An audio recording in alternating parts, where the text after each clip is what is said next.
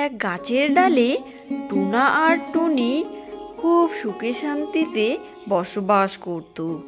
একদিন টুনা অসুস্থ হয়ে পড়ল, তাই টুনা খাবার সংগ্রহ করতে যেতে পারল না।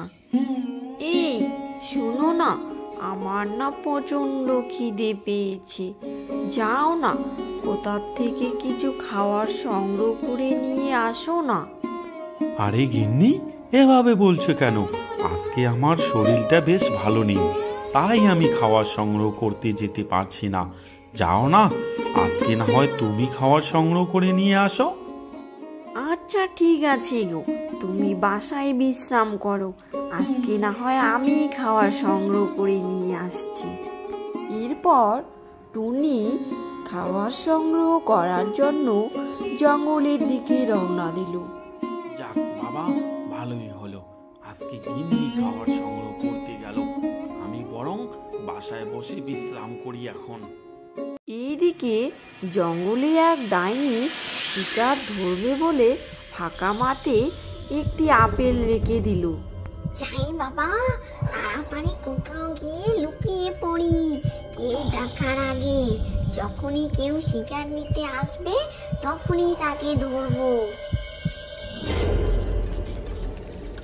এইদিকে টুনি জঙ্গলে এসে অনেক খোঁজাখুঁজি করতে লাগলো, কিন্তু কোথাও সে খাবার খুঁজে পেল না।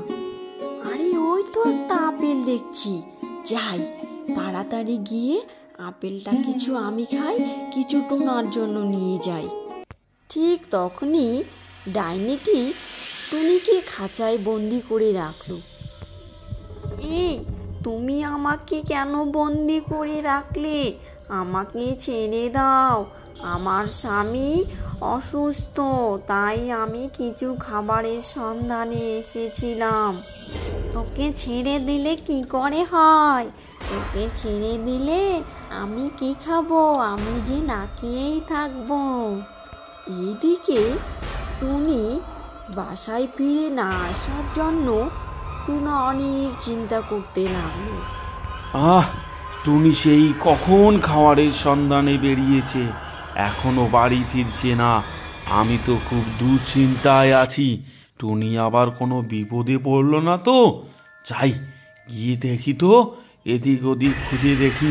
টুনা কি পারবে ডাইনির হাত থেকে তার টুনিকে উদ্ধার করতে? এই রকম ভিডিও দেখতে হলে প্লিজ আমার চ্যানেলটি সাবস্ক্রাইব করে দিন।